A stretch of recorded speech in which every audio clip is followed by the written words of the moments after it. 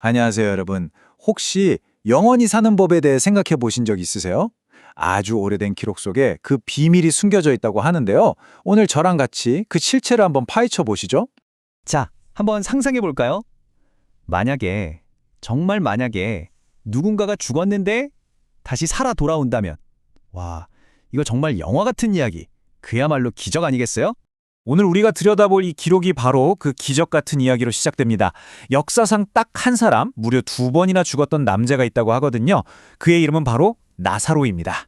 기록에 따르면요, 이 나사로라는 사람이 죽은 지 자그마치 나흘 만에 다시 살아났다는 거예요.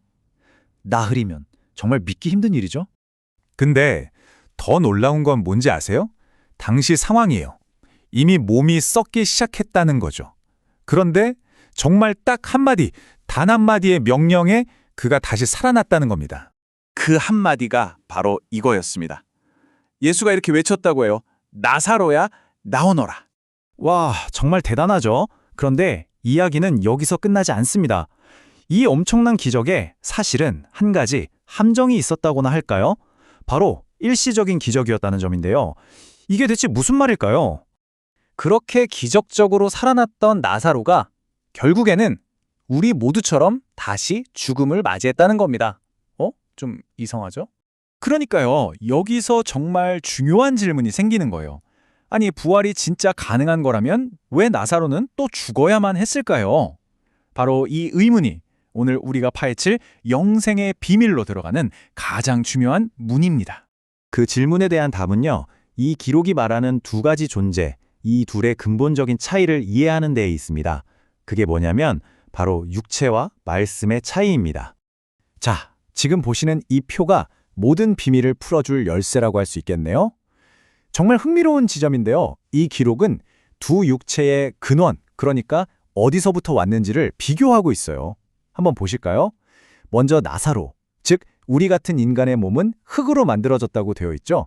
그래서 그 운명은 죽고 나면 썩어서 다시 흙으로 돌아가는 말 그대로 일시적인 생명이라는 겁니다. 자, 그런데 예수의 몸은 근본부터가 달랐다는 거예요. 말씀이 육신이 된 존재였기 때문에 죽음 후에도 썩지 않았고 결국 하나님께로 돌아가 영원한 생명을 얻었다. 이렇게 설명합니다. 핵심이 뭔지 감이 오시죠? 네, 바로 그거예요. 애초에 만들어진 재료가 다르니까 그 운명도 완전히 달라질 수밖에 없었다는 거죠.